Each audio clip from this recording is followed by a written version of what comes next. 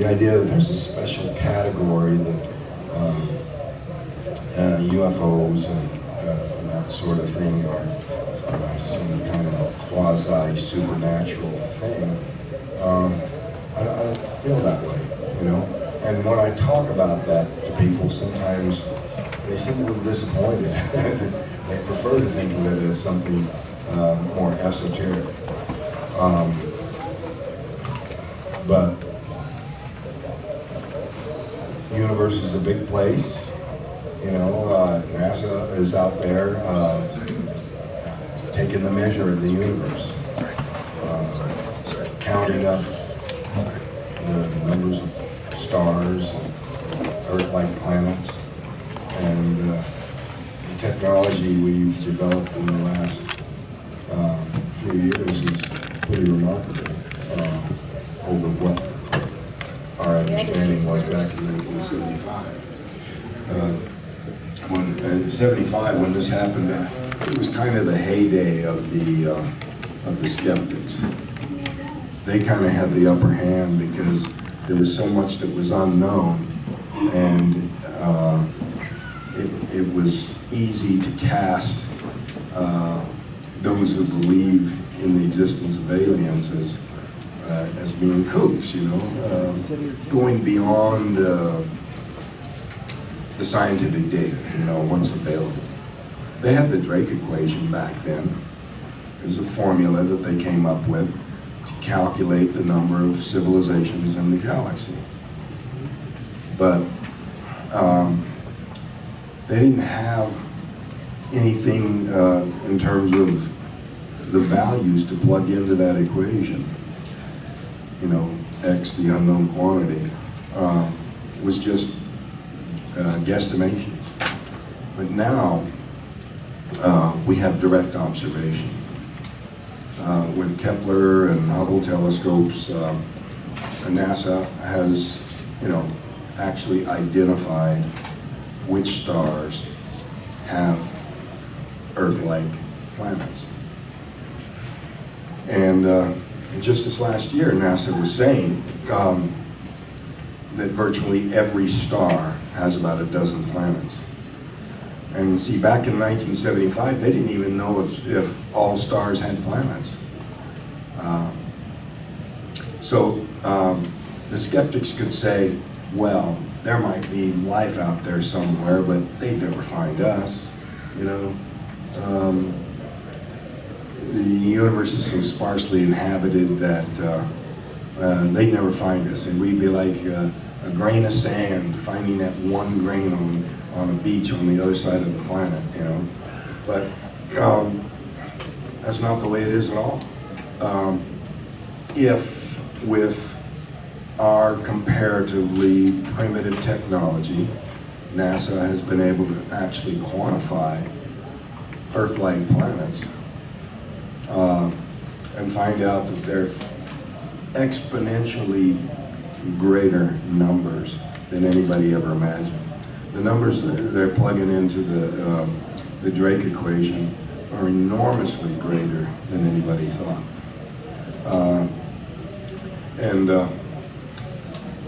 I saw a physicist, Michio Kaku, on television here last year. That he was saying people keep imagining these civilizations as being maybe a few hundred years ahead of us. But based on the age of these star systems, they could be literally hundreds of thousands or millions of years ahead of us. Now, if everything technological that humans have came about in the last 100 or 200 years, you can, if humans are a typical civilization and progress at a typical rate, you can imagine that over 100,000 years, the leaps forward in terms of technology is just impossible to calculate. It's just, if you could talk to people even 100 years ago and describe what a cell phone or a computer does, you know, people would just be dumbfounded that they couldn't believe that could be done. in a few decades into the future. Well, it's Stan Friedman out here has got a book called Science Was Wrong. He's cataloging all the things where the best men of the day were making pronouncements about what was impossible. And you know, some of the greatest minds have been making themselves look quite foolish, placing limitations on things. Lord Kelvin, who invented the Kelvin temperature scale, made the public pronouncement that humans would never travel faster than 60 miles an hour because all the air would be sucked out of the conveyance and the person would suffocate if they drove that fast. So the skeptics, like I said, their heyday was back in the 70s. Right now, we've reached a tipping point. The preponderance of scientific evidence makes the existence of other civilizations a virtual certainty. It's absolutely ridiculous to think that there aren't many civilizations out there. Now, some of them are going to be much more primitive than us, but those aren't the ones that are coming here. The ones that can come here are the ones that are more advanced than we are. And with the range of time spans, it's, you could ask, why isn't this planet here teeming with visitors from various quarters? And my answer is that it is. They are coming here in huge numbers. It's very common for people to take the attitude that, that spotting a UFO is some kind of an accident, like oops, the aliens slipped up and dang, humans spotted us again. I don't think that's the case. I'd say with their technology, I mean, look at the NSA. The NSA knows where every cell phone is, And a civilization thousands of years ahead of us could easily do everything they're doing here on the Earth and remain completely undetected. There would be no ufology. Nobody would have any concept of such a thing. By the same token, the skeptics were always fond of saying, well, if there was anything to this, they would just land on the White House lawn and say, here we are, Mr. President. But they're not doing that either. So why? What can we deduct by the fact that we, have observations, we have sightings, and yet at the same time it's not overt, definite, readings or things. And I think that's no accident. With that level of technology, they're capable of controlling, to a measured degree, the level of evidence that humans are getting. I put a saying on a t-shirt a couple years ago. For those who refuse to believe, no amount of evidence is ever enough. For those who have experienced it, no more proof is necessary. And the aliens are aware of this situation in human interaction. They allow themselves to be seen, in my view, to a measured degree for a reason. I think they're trying to accustom us to the acceptance of their presence in a way that's not going to be disruptive. I applaud the people who are, engaged in the disclosure effort.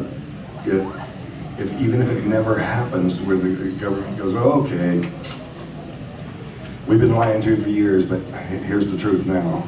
You can believe us from now on, but here's the truth. And even if they never actually do that, the push, the desire, is still going to have a positive effect on people.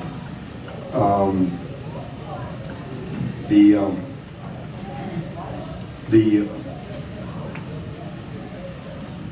positive impact of accepting that this is a real phenomenon it's profound. It reaches into every aspect of human life throughout the planet in very important ways. But an abrupt, undeniable, unequivocal announcement that they're here and they have all this technology would not be a positive thing. A lot of people think, oh, that would be so great, the gift of all this knowledge and all this, but I think the aliens know better than to say, here you go, humans, here's a nice big box of matches, now go play with them, We've already shown, in a variety of ways, our irresponsibility with technology, in terms of how we're treating the planet, and treating each other, and weaponizing everything. So I don't think the aliens want to be in a position where they're going to have requested of them technology that can be misused to harm us. And so that feeds into this concept of, is the alien agenda benevolent or malevolent? Or are they indifferent? Are they just here for their purposes and they don't care what's good or right for us? I don't think so. It's way too complex and they're way too smart for it to be simply, we're just, somebody used the term pond scum. I don't think so. I think that aliens, extraterrestrials, are in a unique position, having traversed the universe, to understand how special life is. In spite of the fact that we're now realizing that the number of planets that are life-supporting is hugely, exponentially greater than we ever thought, still, when you say, well, each star has about a dozen planets, but the Goldilocks range, the distance from the star that's just right, in terms of not being so far out that it's cold and there's not enough temperature to support life, and not so close that everything burns up. So the mid-range is only going to be one or two, maybe three at the very most, out of about a dozen planets going around every star. So dead planets outnumber living planets. And the vastness of the space in between the stars, again, is a perspective that the aliens have on the specialness, the preciousness, the uniqueness of life.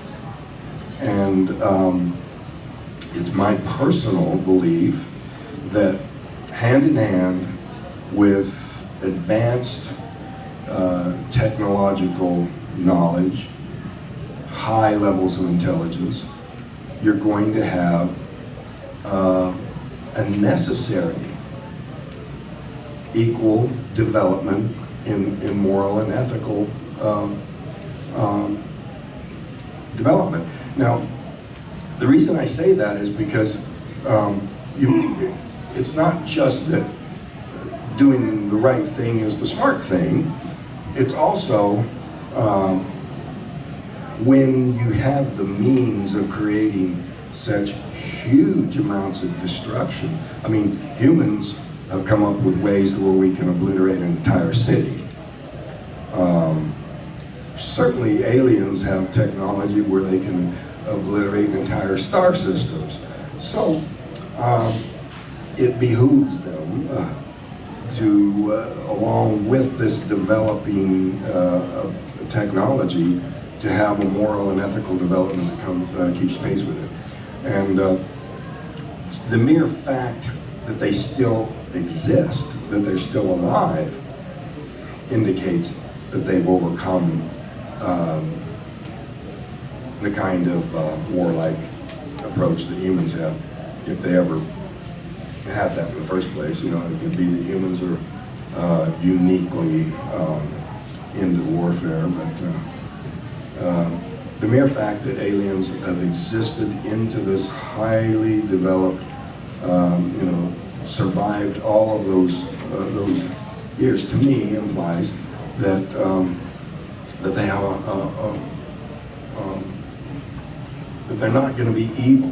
And I know that's something that runs counter to some of the people that have theories here that that the aliens are semi-hidden because they have something evil to hide. I don't think that's the case at all. I think they are creating a measured amount of exposure.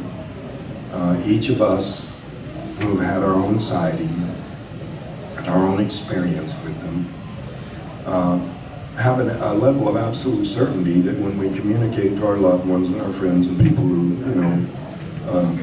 understand our judgment and understand that this is coming from something authentic, that it doesn't go beyond that. It's not something where we can, go to the local television station and tell the whole world this is the way it is and everybody accepts it. It's kind of that in-between sort of position where it's a trickle-up effect, I call it. We communicate with those that we know about what we've experienced, what we've seen, and it's getting there. Over time, the percentage of people who believe in the existence of alien life is going up all the time. It's increasing. And we have reached the point where the skeptics who say we're alone in the universe, they're the ones that are offering up a kooky position. The amazing thing that they should immediately be asking is, why aren't the skies full of interplanetary visitors? And they are. They have cloaking, they have all kinds of technology, and part and parcel with the ethical treatment of, new civilizations by more advanced ones, is the idea to first do no harm, and the history of Europeans, venturing out, exploring the quote New World, the effect on the indigenous peoples was, for the most part, negative, exploitative. In almost every case, destructions of civilizations that had existed for millennia are suddenly, thrown into decline and decay because of the impact of the more advanced civilization. And so it's a lesson that we've seen proved time and time again here on the earth with exploration, reaching out from exploring the New World, going to other continents. And so it's easy to see that these spacefaring civilizations would have developed a similar ethic in terms of limiting the negative effects of their visitation for our own good, for their own good. It's frustrating to people who, want this acknowledged tomorrow. They want the government to admit to what they know, but even in the case of the government, the secrecy doesn't necessarily come from some sort of a nefarious motive. It actually, you got to admit, for our own good. To have that kind of open acknowledgement right now is something that we're not ready for. At the same time, it's something we push for. That's what I'm here for. That's what this whole, what ufology is all about. We're making progress. We're getting there over time. The worldwide acknowledgement of the existence of this phenomenon and the acceptance and the reality of it grows all the time. But at the same time, it's got to be measured and gradual in the way that they intend. That doesn't mean I'm any less impatient to educate people and drive home the fact that this is a basic reality, but not in a wowie-zowie, mystical, supernatural, look at this incredible, strange thing. I know that's disappointing to some people who really enjoy that aspect of the whole thing, but when I say, well, just think of them as those people from way over there that we don't know too much about, they seem a little disappointed by that. But, come on, come down to earth, touch base with reality. That's really what is going to be the measure of, are we ready? The reason we're not having open acknowledgement right now is because we're not ready, and to have it abruptly at this point would be destructive and not to our benefit at all. So things are progressing as they should. There's a lot of work to do. There's many steps forward in this progress of making the world aware of these kinds of things, the reality of it. Peter Robbins talks about the ridicule factor and how people just can't get over the idea of making fun of this as something that's just beyond ridiculous. Just picture, some of the early native peoples seeing a ship come into the harbor. Nobody'd ever seen a European ship. They were demons or they were gods or something of that nature. We need to neither deify nor demonize.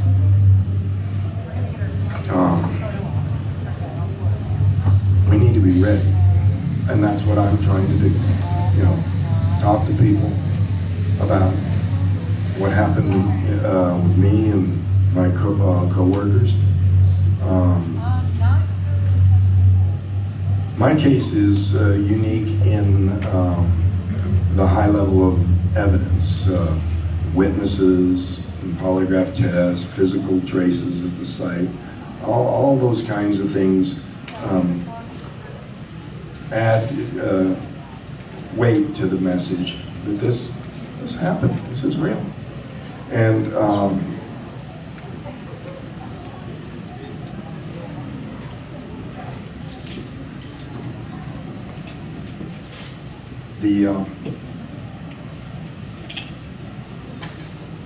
the credibility factor is important.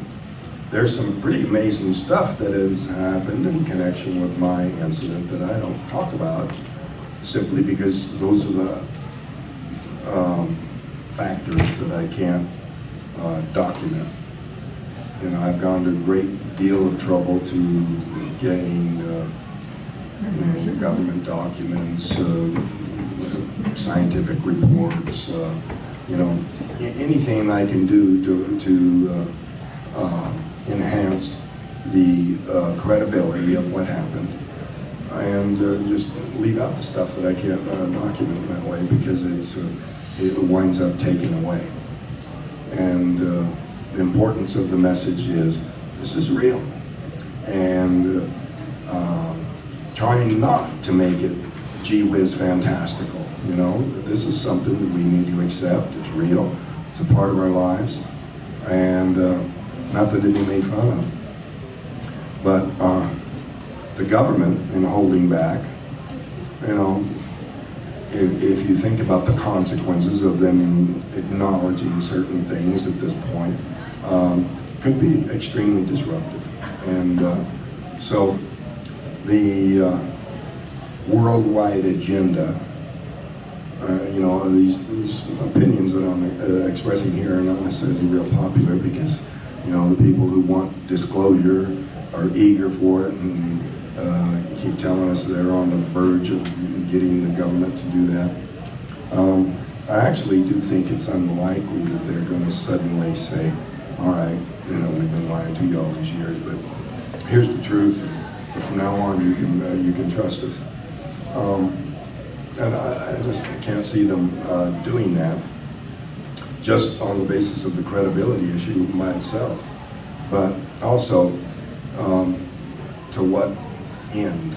What are they going to gain by letting people know about this stuff?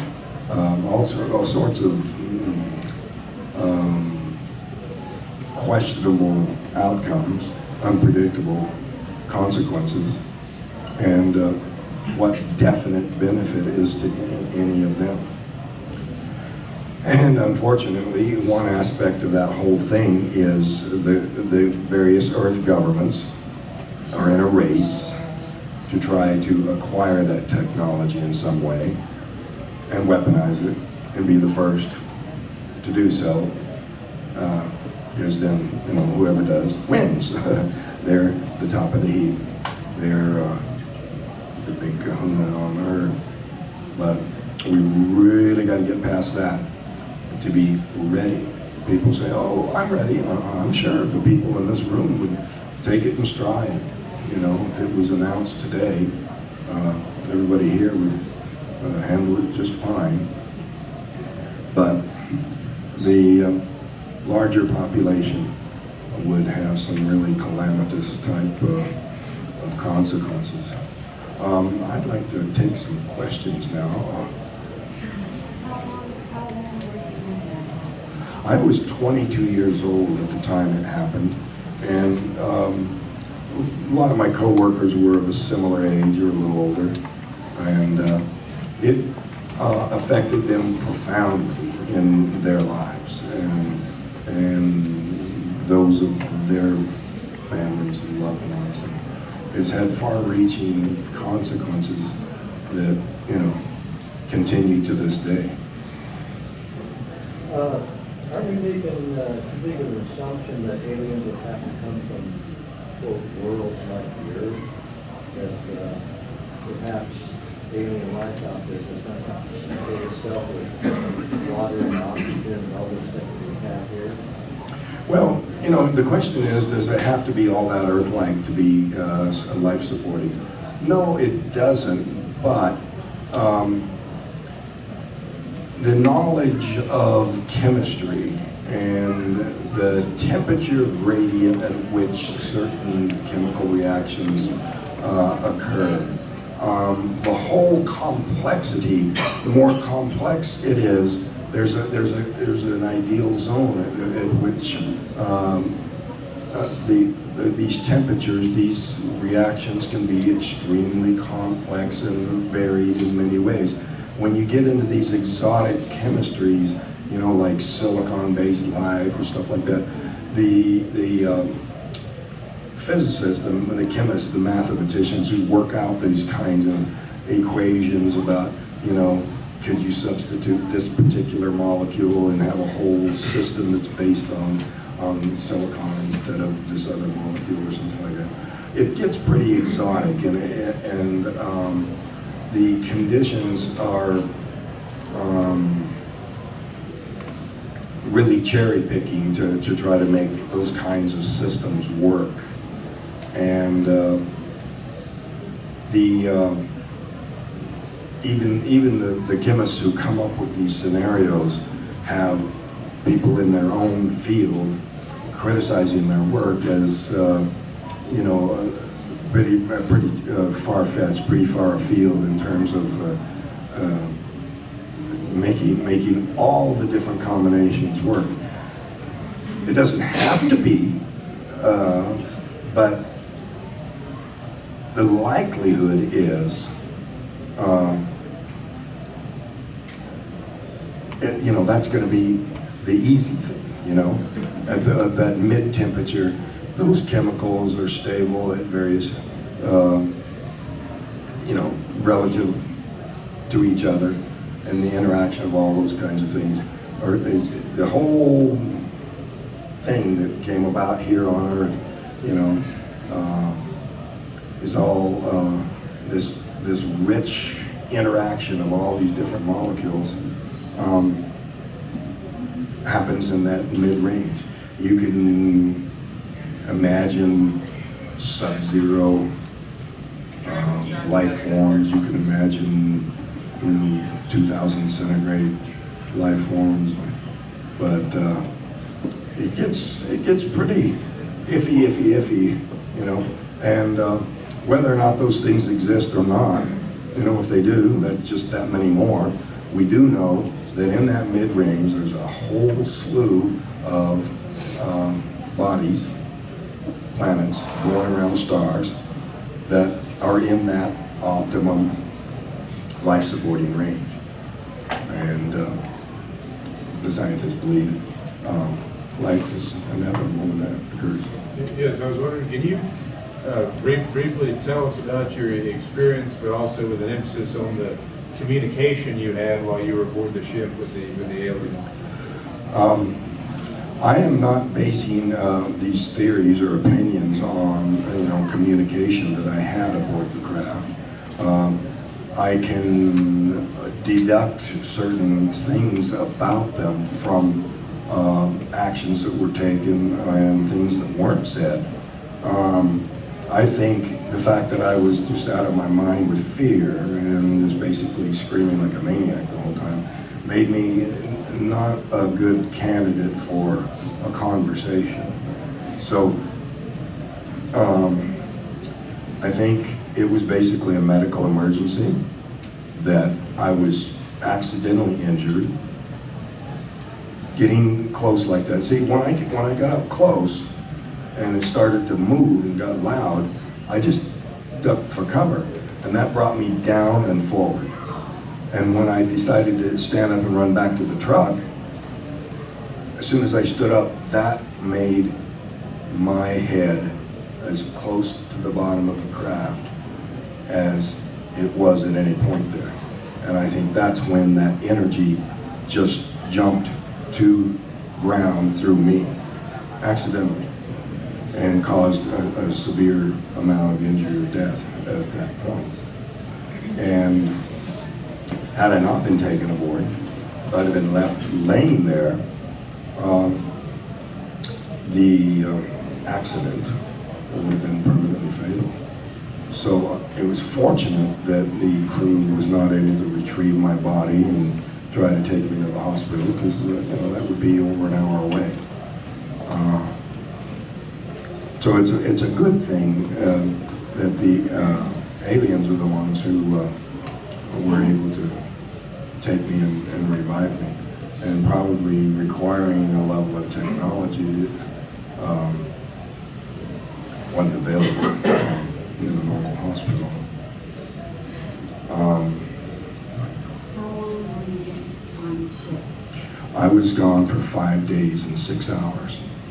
Now, the conscious period that I have there, I don't think is all of my experience. I think there's other memories that are blocked. The hypnotist established that. But I also think that at least part of that time I was in a coma or in some sort of a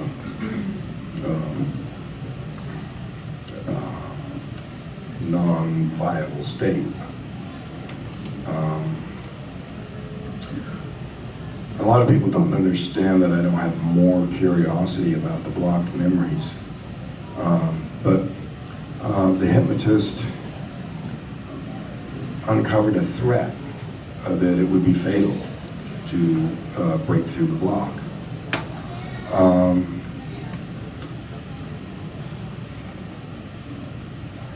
They expressed the opinion to me that could be just my subconscious fears, that it could be some kind of a bluff, just a message the aliens put there just to discourage breaking through that.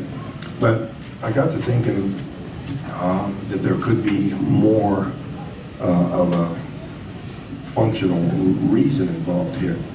The whole idea with the technique in those days was, it's called regressive hypnosis. They would basically put you into a trance and take you backward in time to the point of experience that they want you to visit.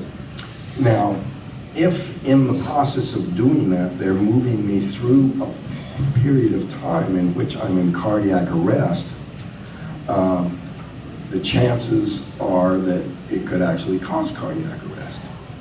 And you're not going to pull somebody out of cardiac arrest once they go into it with hypnosis because they're no longer conscious, right? So it looked like a very hazardous proposition to do regressive hypnosis to try to break through that. When I started doing interviews again after so many years, you know, when they started interviewing me a lot for the movie, when they were, you know, I started having dreams again, but not the dreams involving the small creatures, not the frightening ones, but ones that were not so frightening, that involved a more human-looking type of alien. And I really think that probably was some sort of stimulus leading to some spontaneous recovery of memories. I asked Tracy Torme, the screenwriter on the film at the time, if he thought those were memories leaking back through, and he goes, "Oh no, that's probably just because you're talking about it." You know. But then I repeated the same question to him here a couple of years ago, and he goes, "Oh no, those probably were memories that were resurfacing." So he changed his opinion over time, and I thought, well, okay, well, if there could be some spontaneous recovery, just be patient. Maybe I can learn some things about what happened in a safe manner. So when you were aboard the craft, I guess, what did the aliens look like, and what different types of aliens did you see? Well, the first beings that I encountered are what people call grays. They didn't call them grays back in those days. They didn't have that term, but I think that there's some variation in the descriptions of what people call grays, and you know, some people say, well, if you have 8 people witness an automobile accident and describe what happened, they'll all have a slightly different story. And you know, witness discrepancy could be a factor, but I also think that there are probably a very similar looking species that we all just lump together and call grays, and they may not even have the same origins.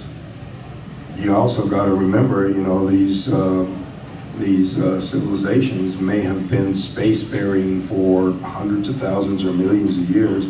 They could have branched out and colonized other planets and actually diversified in their physical traits, their appearance changing over time, responding to an environment on a new planet.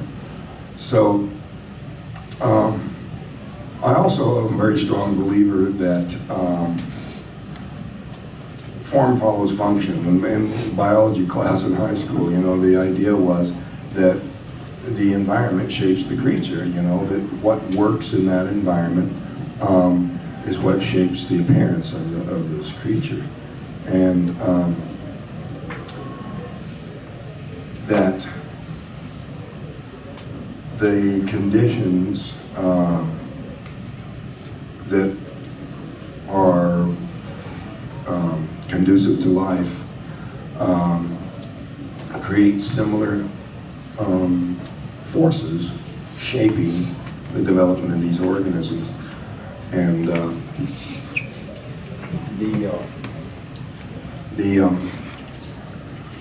I don't think it's any kind of a remarkable coincidence that you're going to have species that are completely different, completely separate development, just happen to look very similar. In science fiction, they're fond of, you know, the bizarre, you know, you're always, you know, the fantastical. But the truth is, life is remarkably similar when you are dealing with similar environments. Everything that comes to live in the water, in the sea or whatever, comes to look very fish-like. Whether it's a mammal, a reptile, even a bird, they all, you know, wind up with two flippers in the front, tail in the back, because that's what works. So, you know, the kind of a species of being that would create ships and cross the void and are going to be bipedal, two hands, because that's what works. It's a simple, basic formula for life that has expressed itself in a variety of ways. There's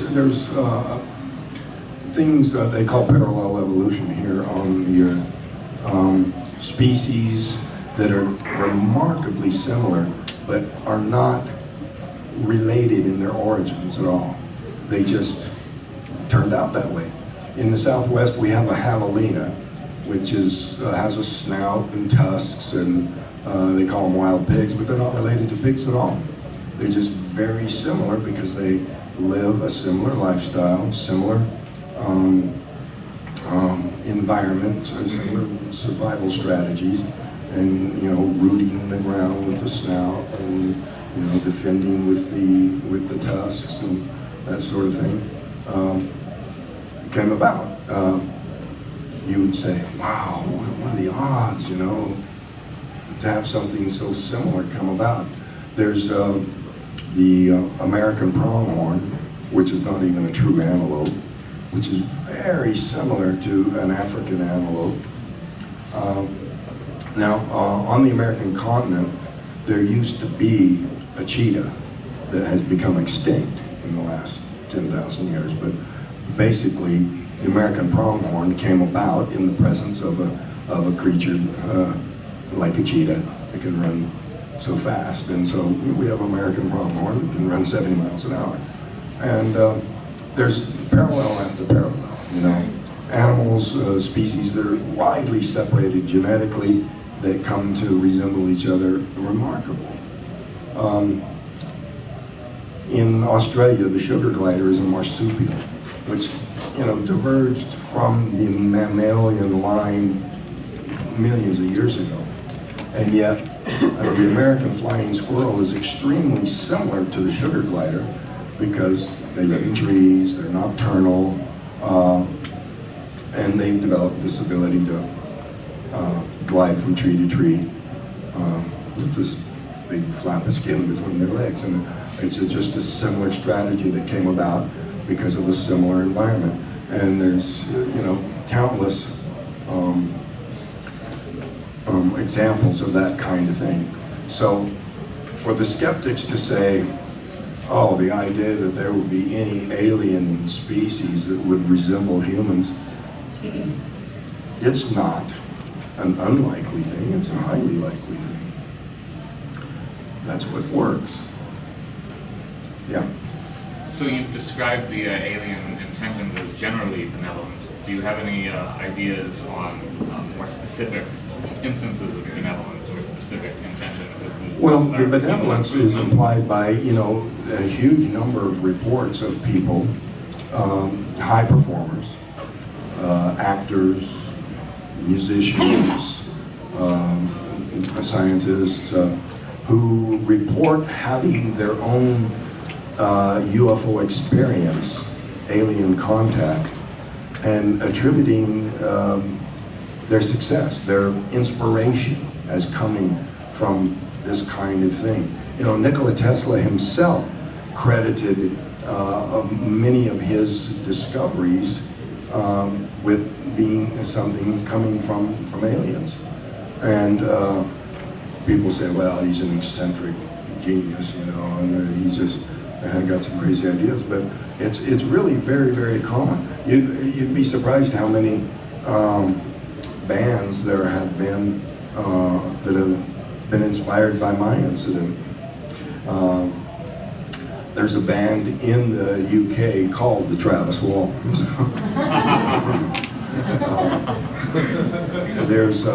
I was on a film shoot here recently. I think it was Ghost Adventures or something. And one of the crew said, I was in a band back when that happened, and we had a song called Fire in the Sky. And so he gave me a copy of their album. And one of the first songs that was inspired was by Louis Wickham, a folk singer from Albuquerque. It was kind of a humorous takeoff on things, but there's really quite a few songs. There's a death metal group called Hypocrisy. They're a Swedish group, and they've got a song called Fire in the Sky. Quite a bit of that kind of inspiration affecting people, creative people. And so I think these are indications of benevolence, that when they can, they want to nudge us in a good direction. Yeah. So, your experiences with the Greys and the human beings, did you ever finally get a sense of being calm?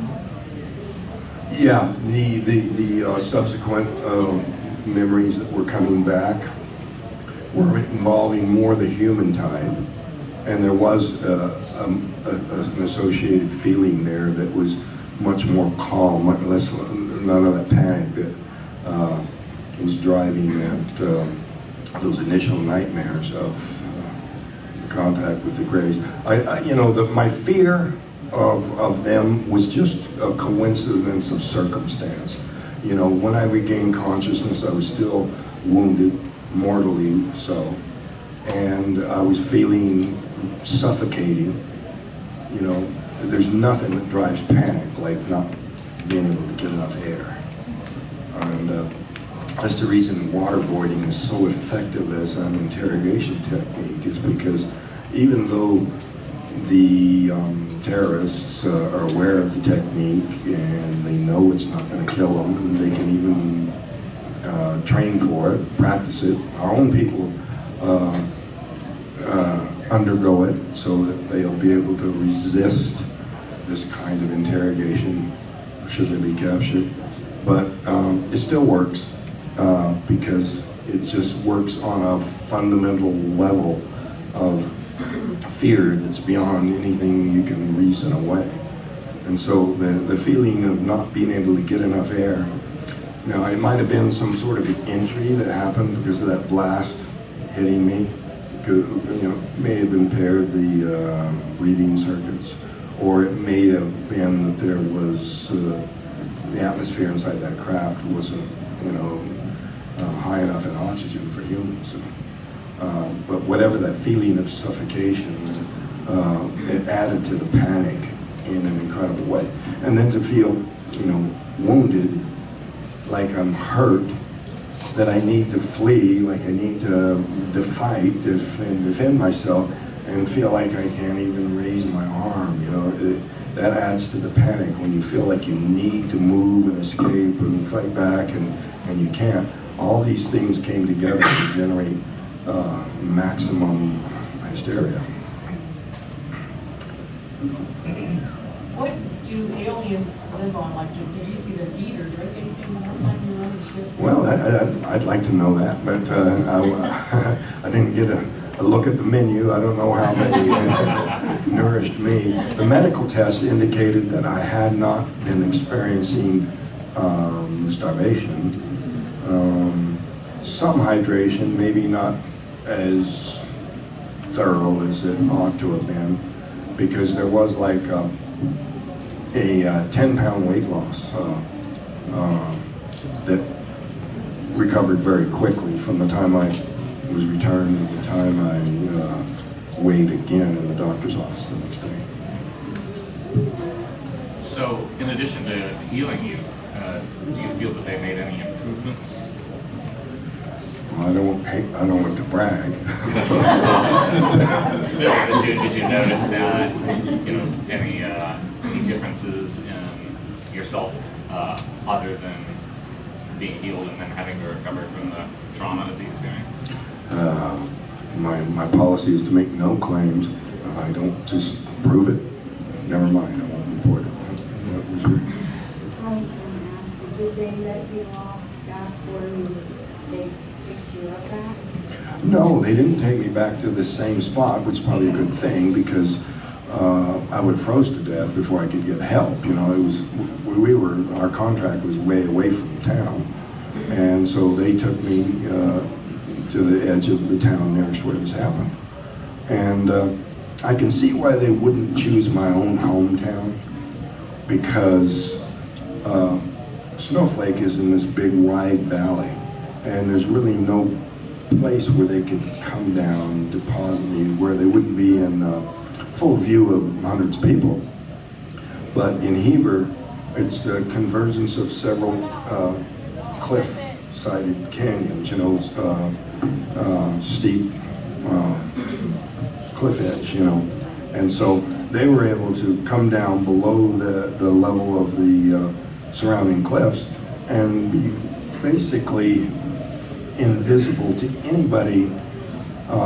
They could even see, you know, who was coming down the highway and anticipate all that. And at the same time, they were in position to see me until I got help. I made it to the phone booth. What happened? Good morning, Fathers. My question is, you mentioned yesterday that one of your co-workers was affected by radiation.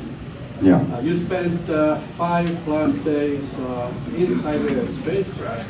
Did you receive anything like that, or you? I imagine that, you know, in that initial blast of energy, that, you know, there was probably quite a bit of radiation in that clearing. That part of reviving me, part of resuscitating me, was to defend against the radiation damage that was shown on the trees near where the craft was, and possibly on the arm of my coworker. I think for my benefit, they instituted some sort of treatment that neutralized that effect for me. And I felt very fortunate in that. As far as, you know, any effects on my health, I was very worried about it. I was concerned that there would be some sort of, you know, radiation poisoning or, you know, weird infection or some sort of bad consequences of that. But as time went on, it turned out to be quite the opposite. The doctors couldn't actually, you know, identify anything specifically unearthly about my health, but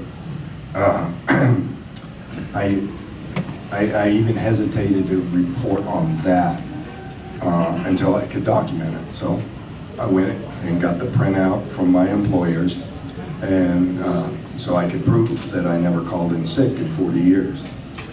Now, whether that was a side effect of treatments that the aliens might have given me in exchange for being hit with that blast of energy, or whether it's just a coincidence. You know, I try to live healthy and got good genetics, and you know, maybe I'm just lucky. So I can't say for certain, but I can, you know, document and prove that, you know, I never missed a day on account of a sick day. Yeah. I'm reading your book right now and enjoying it very much. It's hard to put down. I noticed when you're on the craft, when you become conscious, at first you're in a lot of pain, and then you begin to start to recover, and you interact with the three grays, and then they leave, and then you start exploring around, looking around the craft. Your descriptions at that point are very vivid, but they're also very detailed. For example, you'll say that the chair was suspended on a single support that looked like it was 3 inches thick, and there was a table that looked like it was 2 inches thick, and so on. You have a lot of precise detail. Yeah. And I'm wondering, because the experience almost seems dreamlike, and yet apparently it must have had a vividness to it. Well, certainly, I was in a state of total terror, and, you know, fueled by adrenaline that, you know, sharpens your perceptions. I was keenly interested in just finding a way out of there any way I could. And so I had a lot of time to, you know, go back through my memory, wreck my mind for whatever tiny detail I could come up with. And I'm sure there's things that I just didn't notice, that I just did not record, and so they're not there. But I just tried to include everything that I could possibly remember.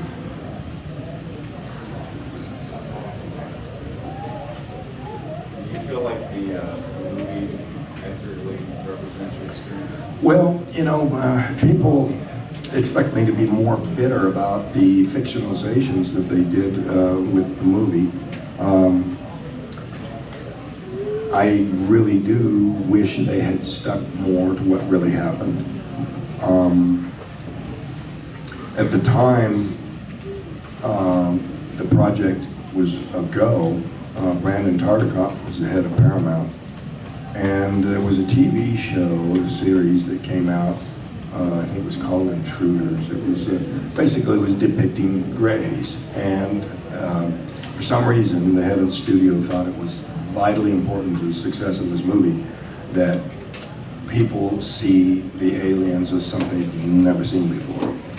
And I'm sorry, that's the way they looked. You know, there's grays are seen in a variety of experiences, and they're one of the more common species that come here. So, but they decided to change that, and the depiction of the aliens was altered to make it something that people hadn't seen before. How do I feel about that? I'm interested in getting a remake to tell it more accurately. I think in order to educate as much as possible, you know, it needs to be as accurate as you can make it. I've collected emails, texts and things over the years of people who expressed interest, saying, you know, I don't care how razzle-dazzle you do it, you know, I want to see what really happened, you know. Don't change it. You can't improve on reality. And so the agency that I've been discussing this with about a remake, I up to now have expressed insistence on it being a feature film, but they have represented some of the top mini-series in television history, And they're trying to get me to consider the idea of doing a mini-series rather than a feature film. And I rejected that idea in that conversation, but since that call, I've thought more about it and thought that it probably would be better redone as a mini-series rather than a feature film, because a feature film focuses on emotion and experience and drama, and they're in 90 minutes or whatever. There's not time to include the kind of information I'm interested in getting out there. A mini-series could educate people and reach a higher number of people. So if that's my goal, then I guess I'll call them back and tell them, yeah, let's do the mini-series. How long would it be before we could see something? Well, it's just in discussion right now. They're an agency. They would go to the studio with the. There's a few pieces of research that I told them I wanted to hold off on. Otherwise, I could have given them the green light to go for it right now. And I've had some other producers come to me expressing interest in redoing the movie. But I think, the number one goal is to educate people and to represent what happened accurately. And, I thought about writing the screenplay, or at least a treatment, to show them how, these ideas can be conveyed. Yeah, so I was wondering, you said that you feel the gray aliens or the alien agenda is nice, and that they saved your life. But I wonder, how do you square that with the cases you hear of, mass cattle mutilations? Sometimes you hear stories in the news about pets and found in the neighborhood with all their blood removed, and you hear all these stories where there's some pretty mean things done to animals. So I'm just wondering, what's your take on that, and how do you square those two things? I think a lot of those reports are actually Satanists, devil worshippers. They like to chop animals up and do cruel things, But I really don't see that kind of behavior, fitting in with a highly intelligent, highly developed creature. And like I say, the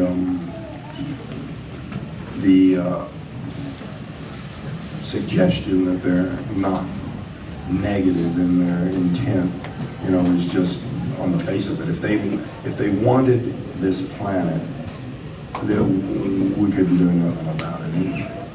And it'd be a done deal. It wouldn't be some secret little program gradually over years and years, They could get rid of all the humans overnight if they wanted.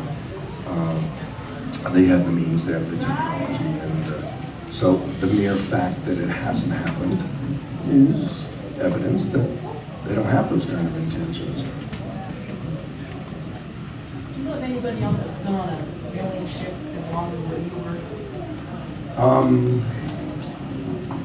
I don't know of particular cases. I hear stories, but I always, been reluctant to comment on other reports because I thought it was so unfair that people were passing judgment on my case and they didn't even have the facts. My number one detractor was dead set against this didn't happen, and he had it that there were 3 people riding in a car instead of 7 men in a truck. But he already knew it didn't happen. He was going to explain how it was really the planet Jupiter or something else. So, people that are so hazy on the facts already attacking, I thought was highly unfair. And so I resolved never to pass judgment on any case I hadn't thoroughly investigated. And I haven't investigated any cases because I'm still pretty deep in researching my own case. We've got follow-up research on the effects that radiation had on those trees at the site, follow-up comparison tests concerning EEG, brainwave scan, got another test coming up July 17th. And the idea is to, compare these anomalous brainwave patterns with what you would expect in somebody who's been electrocuted or hit by lightning, something like that. So there's a lot of follow-up research yet to be done, and that was what I was holding back on agreeing to go with the green light on a remake of Fire in the Sky, is because I want to tie up some loose ends first. The reason I ask is, it seems like people do, they're driving down the road and then they experience maybe 2 or 3 hours of missing time. It always seems like a short period when they've been abducted and then brought back. Yeah, that was unusual, and I think the fact that I was injured, perhaps fatally, is what caused there to be so much time.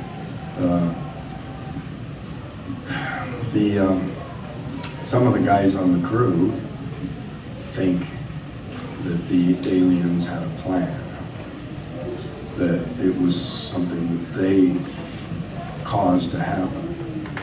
And I said, no, it felt to me like my own stupid, impulsive idea. I'm going to jump out and run over here, And all these guys are screaming at me to get back in the truck. But to me, it felt like my idea.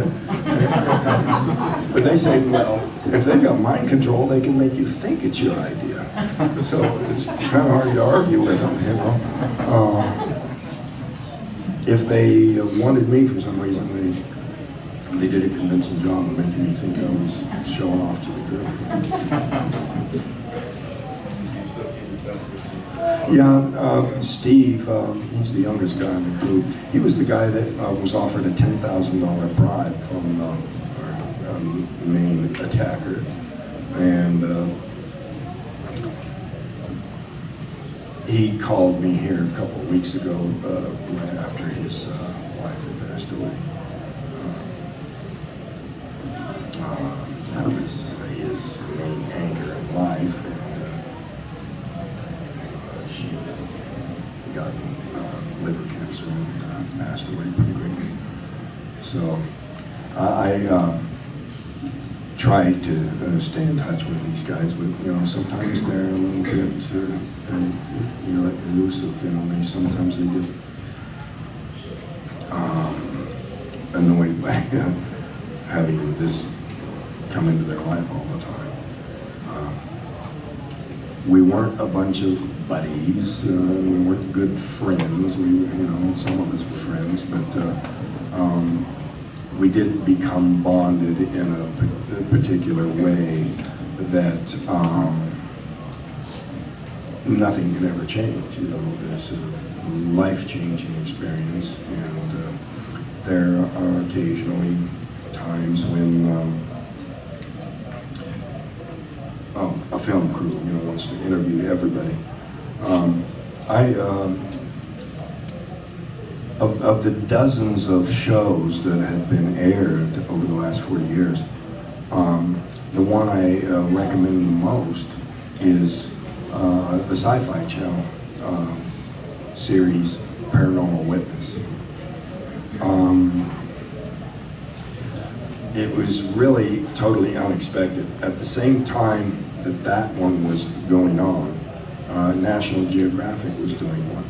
And I had all these high hopes that the National Geographic show was going to be, they were going to bring in these scientists and do follow-up research on the site and all that. It turned out that the National Geographic show, Chasing UFOs, was just ridiculous. It was embarrassing how bad it was. So that was a huge disappointment. The scientists that they had on the case, none of that panned out. That was, they didn't try very hard. But at the same time, this Paranormal Witness one, he had a strange interview technique that I found very annoying. It seemed to me like he was trying to pick my story apart or something. He would just kept pushing in on things. And all of us on the crew were interviewed in different places on different days, so we didn't compare notes about the technique. But by the time that interview was over, I was mad, you know. I figured this guy was gonna do a hatchet job. But what was really going on there was that he was trying to make me relive it. He wanted me to experience it emotionally. I didn't want to go there, you know. I'd already developed a technique to sort of isolate my mind from revisiting the trauma of the time and just, you know, describe it more in abstract terms. But as it turned out, he used that technique on every one of us, and every one of the men on that crew actually broke down on camera because of that interview technique, kind of an Oprah style thing. So the production values in that show are exceptional. They actually used the same make and model of truck. I mean, Paramount didn't even do that. They just changed it to a Dodge. So they were pretty thorough in details. They worked very hard to get accuracy. And so you can see that for free on YouTube, Paranormal Witness. The name of the episode is The Abduction. And it's a 90-minute special. The only time they went over their 1 hour time slot. Question? Yeah. Yeah, I had one. So when you were with your crew and you're approaching the UFO and you're walking towards it, are you feeling fear or curiosity, or what are you feeling? As you're Fear approaching? and curiosity. You know, the fact that these guys were all, you know, screaming at me and cussing me out and telling me to get back in the truck. You know, the way that was depicted in the movie was pretty accurate. They were really pretty upset with me on account of what I was doing, and it was kind of brazen. I was curious. I wanted to see it, but I thought by the time I got that close, it would just take off. But the farther I went, the more I saw it wasn't leaving. I started to be more hesitant, and I slowed down in my approach. So you think it's fair to say, though, that sometimes when people get abducted or pulled aboard a ship, they consent to it? Because I've noticed a lot of abduction stories that I hear are about, you know, people who see a craft and they approach it or they follow it or they get out and look at it. So I'm wondering if the aliens can interpret that as you're consenting to the abduction because you're curious and you're approaching the ship. That's a good point. That's a good point. I do think that, you know, that's a very popular theory that people who do have this kind of contact, in spite of the fact that they might experience a great deal of fear, that they have it in a sense of giving them permission, that they are doing something that not only the aliens chose, but they chose themselves.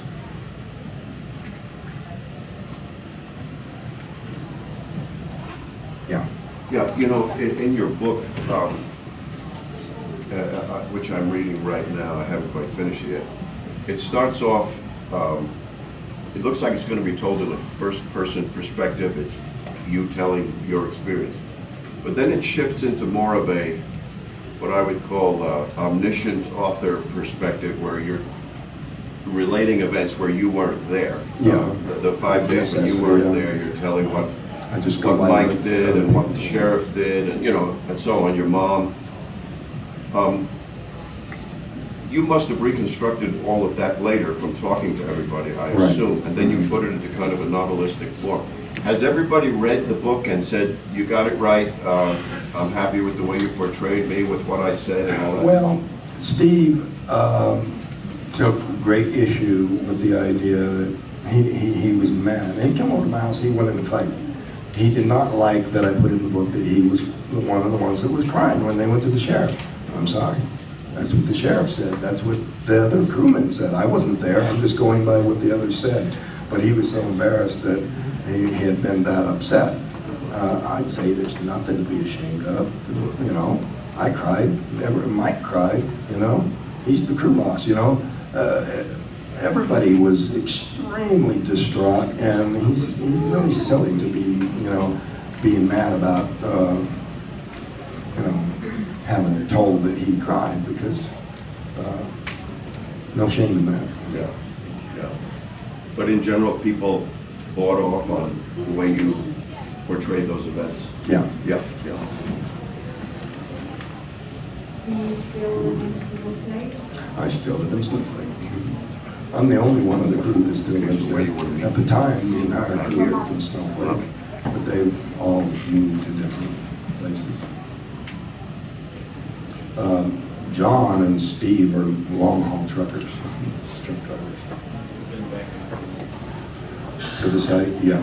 Yeah, we actually did some actual research at the site, you know. Ben Hansen, the host of Factor Faith, former FBI agent, he oversaw the survey of the area. We you know, ran new magnetic reading and Geiger counter readings. We plotted out the location of the tree and took pictures of the growth rings, cross sections. There was some follow-up, and the metal detectors going over the whole area. So there's been quite a bit of follow-up research at the site, and samples collected, soil samples, vegetation samples that have been taken to the lab. Yeah.